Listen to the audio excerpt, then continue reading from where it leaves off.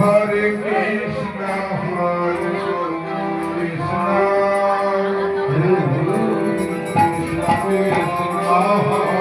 জিও মাইতি বাড়ি রানীপুর পাড় জিও মাইতি বাড়ি রানীপুর পাড় এই মুহূর্তে মহাজি প্রতিষ্ঠানে এসে মহাপুরের ভোগের জন্য 100 টাকা দান করলেন। সঙ্গের পক্ষ থেকে অসংখ্য ধন্যবাদ জানাই। মহাপুরের কাছে